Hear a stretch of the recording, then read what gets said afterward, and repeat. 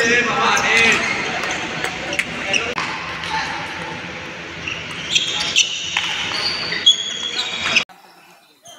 Oishi Rahman.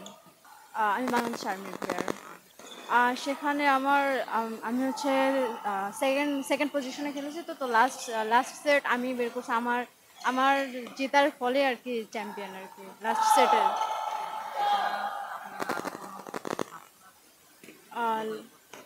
Last টুর্নামেন্টে under 19-এর runners up, national আমরা teams champion.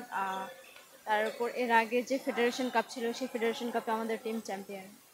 না, ন্যাশনাল টিমের এর আগেও আমি ক্যাম্প করেছি। আর সামনে আপকামিং দেশের ভিতরে হচ্ছে ফেডারেশন কাপ আছে, ন্যাশনাল আছে, লিগ আছে। আর বাইরে ইন্টারন্যাশনাল হচ্ছে ইসলামিক সলিডারিটি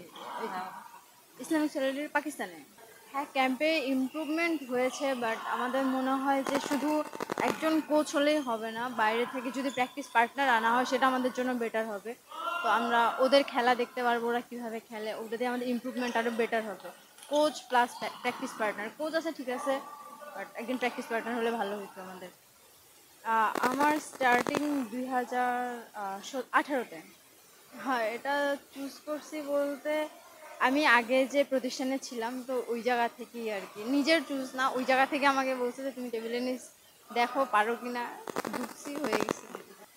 ওয়ার্ল্ডে আমার মানে কী বলে, আমি তো ডিফারেন্ট রাবার দিয়ে খেলি, এই জন্য আমার আইডলটা একটু ডিফারেন্ট ইন্ডিয়ান, আহিকাম কোচি। নিচের অবস্থান বলতে আমার লক্ষ্য হচ্ছে অলিম্পিকে খেলা। তো যেহেতু এরপরে 4-5 বছরের মধ্যে তো অলিম্পিক আছে, তো আমি চেষ্টা করবো অলিম্পিকে যেন চান্স পাই।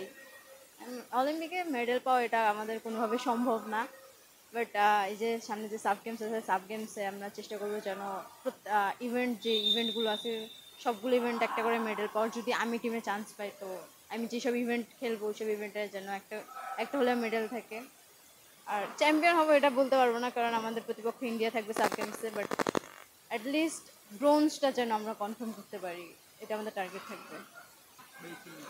না না, আমার ফ্যামিলি ফুল সাপোর্ট ছিল। আমি আমার ফ্যামিলির একমাত্র অ্যাথলেট, বাট আমার পুরো ফ্যামিলি আমাকে পুরো সাপোর্ট দেয়, আমার কোনো সমস্যা হয় না এটাতে, ফ্যামিলি থেকে কোনো সমস্যা হয় না। লেখাপড়া করতে আমার চলতেছে, ইন্টার সেকেন্ড ইয়ারে আমি। সরকারি শহীদ সোহরাওয়ার্দী কলেজ।